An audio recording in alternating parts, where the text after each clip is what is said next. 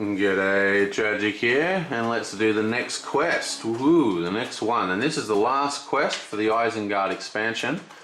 And this one uses, 1, 2, 3. This one uses, what does it use? Ents, sort of humpback orcs going fishing, and trees.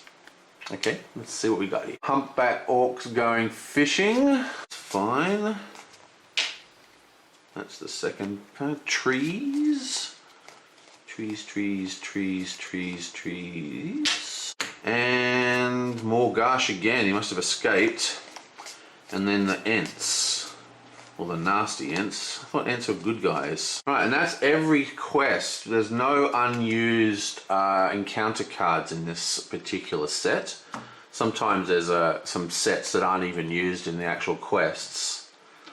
Okay, so let's get into this. We'll start with number 1. Boom. Into the woods, baby. Into Fangorn. You've captured the Orc Captain Morgosh in the mountains above Isengard, but as you make your way down Netherdials, your captive escapes and flees into Fangorn. Good one. Who was watching it? Add Edge of Fangorn to the staging area. Attach Morgosh to that location. Shuffle the encounter deck. Reveal X encounter cards where X is the equal to players in the game -1. Okay, so if you're a solo, you don't add anyone to the staging area. Reveal X encounter cards where X equals number of players in the game -1. Okay. And now we have the second side, 9 quest points. You pursue Morgosh into the ancient forest to find that the trees themselves seem to be attacking him. Without thinking, you hacked at the tree branches to rescue your captive. Oops. Oops. That wasn't good. That is when you first sense your own peril. Time 4. Forced. After the lasting time encounter is removed from this stage, shuffle Morgosh into the encounter deck and advance to stage 3. Okay. Players cannot advance to stage 2 unless Morgosh is attached to a hero. Okay, that's interesting. So first thing I want to do, let's have a look at the Morgosh captive card. He's over here, guarded. Okay, so he comes out guarded. If he goes back into the deck, he comes out guarded. Exhaust a hero to claim this objective when it's free of encounters. Attach Morgosh to that hero. After attached hero takes damage, return Morgosh to the top of the encounter deck. Interesting. So every time he takes damage, you then have to deal with the guarded keyword. This isn't too much of an effort. I don't really, whatever. I'm more worried about him getting shuffled into the encounter deck. That kind of sucks. And this would be the Edge of Fangorn Forest. We'll just have a quick look at this one as well. This is the one that gets automatically stuck into the staging area, I think it is. Or is it automatically travelled? Yeah, it's just added to the staging area. Edge of Fangorn Forest. Immune to player card effects. Travel. Search the encounter deck and discard pile for a Horon enemy, whatever that is, and add it to the staging area to travel here. 2 Horn enemies instead if there are 3 or more players in the game. Okay, interesting. So we might not want to travel, we might not want to enter the Fangorn until we've got a little bit of, depending on how nasty those enemies are. Interesting. Okay, so now I think I'm going to go straight to 3, because remember, if we, it's time 4, right? So if we fail the time 4, we go straight to the 3rd quest point. So let's have a check out that. Basically, Morgosh will get shuffled into the encounter deck, and then we're forced to go to 3. The only way we can get to 2 is if we complete the 9 quest points and Morgosh is still attached to a hero. So my guess is that there'll be a way in 3 to come back to this stage. Okay, let's check it out. Morgosh has disappeared deeper into the woods. As you continue to search for him, the trees close in around you and you can feel their roots and limbs shaking with anger.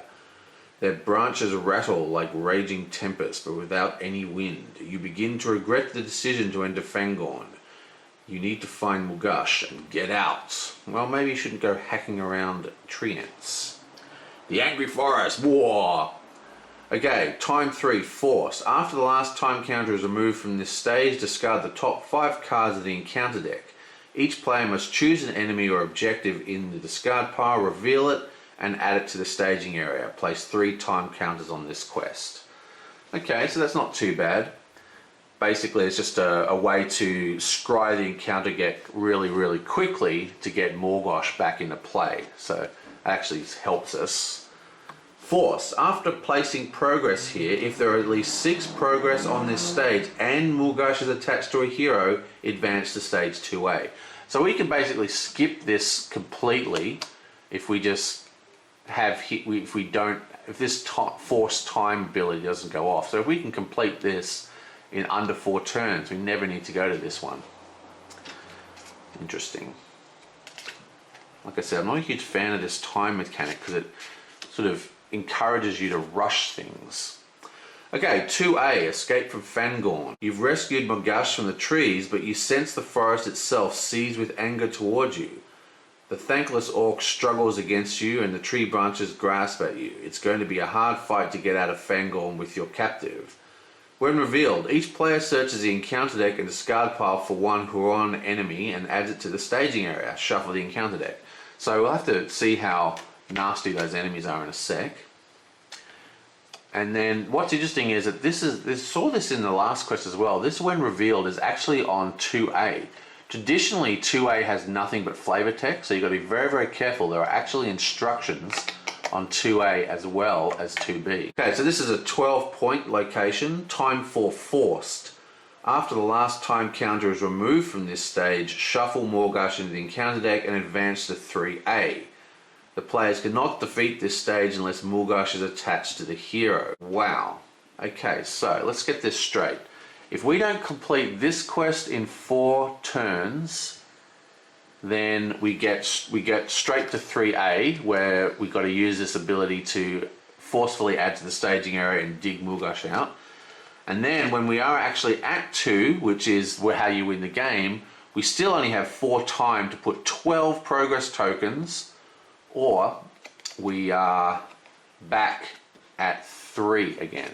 So we're going to switch between these guys all the time. Interesting. This could be good, it could be bad, depends if it feels frustrating or not. There was a quest in Khazad-dûm where you had to kind of find your way out of the maze of tunnels, which was actually awesome, but we had similar kind of mechanics. And you have to build your deck around it. We may be going back and forth from 2B to 3B constantly for a long time. But every time we do that, as long as our board improves, as in we get more of our allies out, we're getting more powerful, better questing and all that kind of stuff, it's not going to be too much of a hassle. But we basically want to be able to quest 12 in basically a single turn at some point in the game. Interesting. Let's have a look at the monsters now. We've already done Morgoth, so let's just leave him. We've already done Edge of Fangorn. And whoa, look at this. It's a horn. I guess that's what an evil ent is called, a huon or whatever. A dark-hearted huon. Hinder, cannot have attachments. What does hinder mean? Hinder is a new keyword, which I have not seen. It must be in here somewhere. Hinder, here we go. The hinder keyword appears on horn enemies in this scenario. While engaged with a player, an enemy with the hinder keyword is not dealt a shadow card and does not make an attack during the combat phase. Okay. Instead of making attacks, enemies with the hinder keyword force the player to remove progress from the current quest or active location. At the beginning of the combat phase, each player removes 1 progress from the current quest for each enemy with hinder engaged. When there are no progress remaining on the current quest, the players remove progress from the active location instead. If there is no progress on either the quest or the active location, there is no effect. Okay, so that's kind of cool. So these trees don't actively fight you, they kind of just get in your way and slow you down. I kind of like that thematically. It's actually pretty cool. Now he does take 9 to kill. His attack value doesn't matter. There might be treacheries or something that say all horn attack or whatever, so we'll have to keep that in mind. But basically this is just going to slow down our questing, and as we just discussed, it's going to be all about questing quickly because we've only got 4 turns to get through these 2 stages. We've got to basically get through this guy in 4 turns, 12 quest progress in 4 turns. And it's 4 turns every time for the time value to kick us down a notch. Not cool. Okay, so you bam, you bam, you bam. You bang. Okay, lots of him. Here's another one. These are awesome drawings of these sort of gnarly old trees.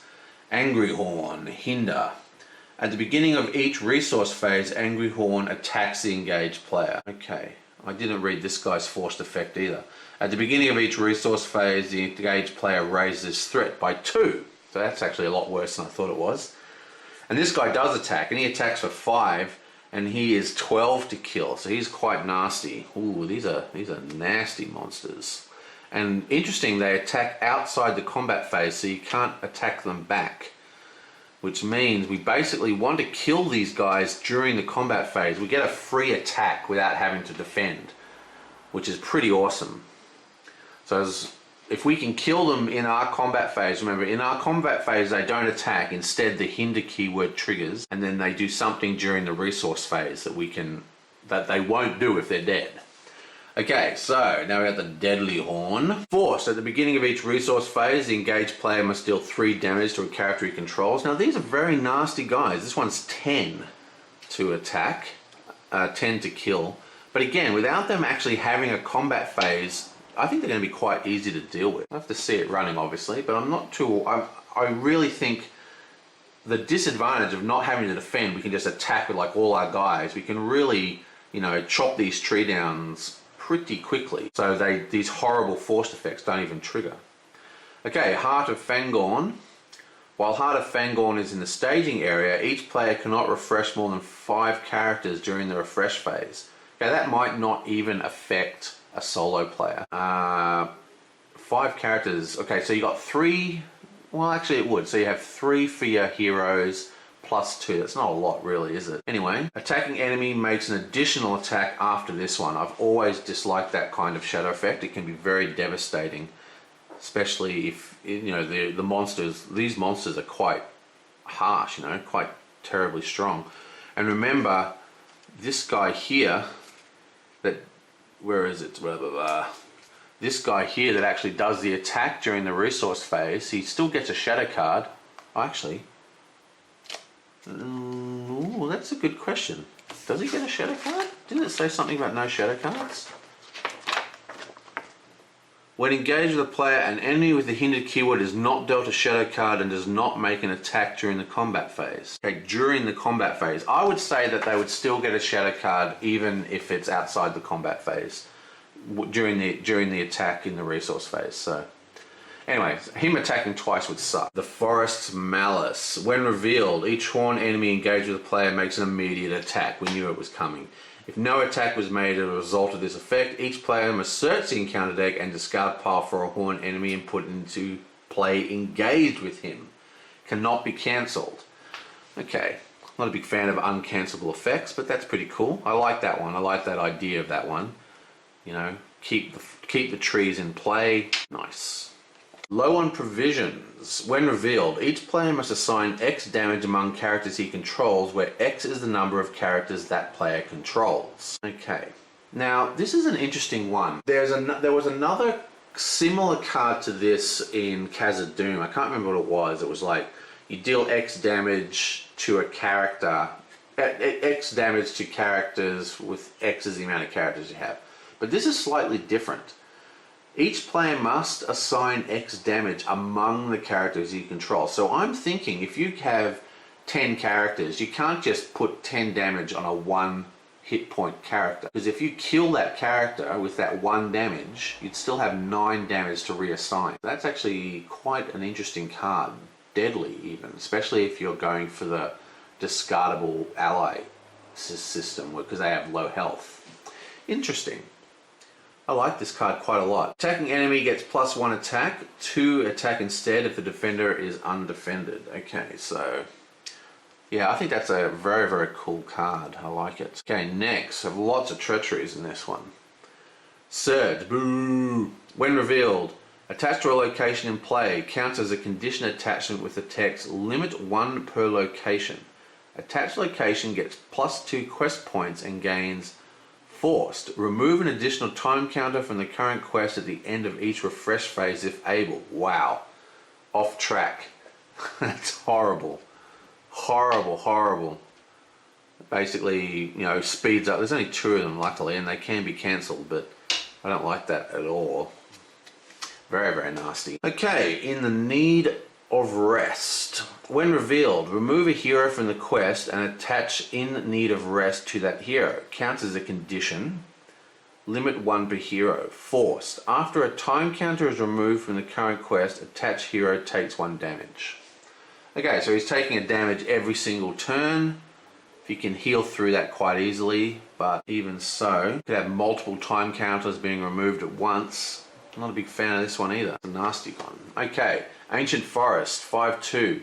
While Ancient Forest is in the staging area, each forest location in the staging area gets +1 will and +3 quest points. Whoa!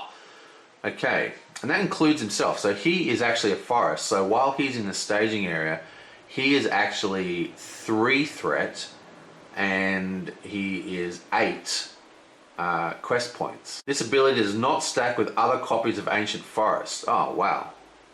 Well, that makes it a lot less cool. That's a bit silly, isn't it? Why not just make each individual card less powerful and then have them stack? Because that would be awesome. Whatever. I don't like that they don't stack. Anyway, next.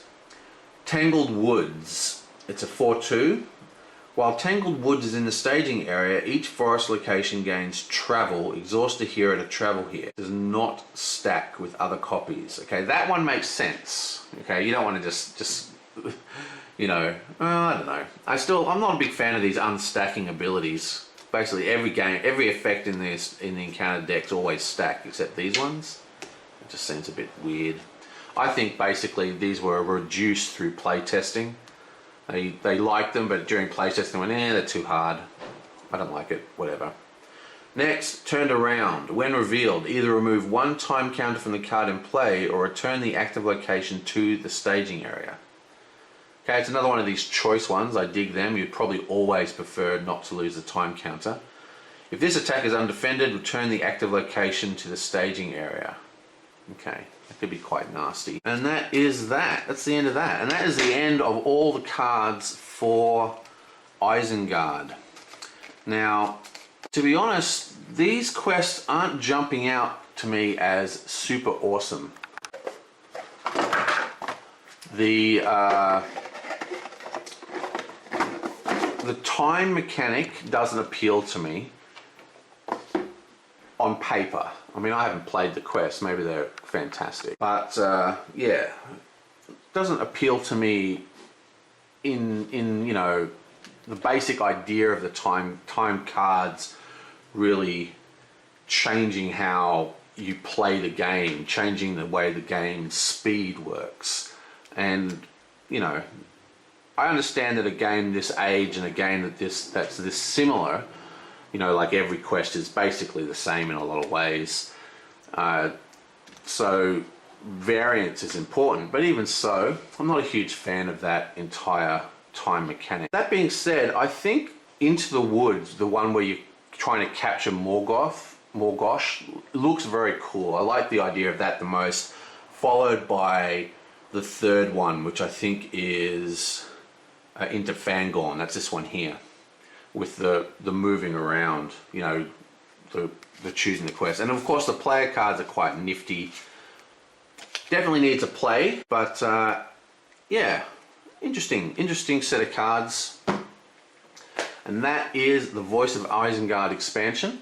And I'm going to be going through the other Lord of the Rings expansions, plus I'm going to start doing all the other cards. Basically, I've got like a whole shelf of unopened LCG cards, and because I bought quite a lot of games this Christmas, I need to put them all away, like pack them all up in my cards. So I've got to go through all the cards anyway, so I'm going to be doing a lot of card vids in the near future.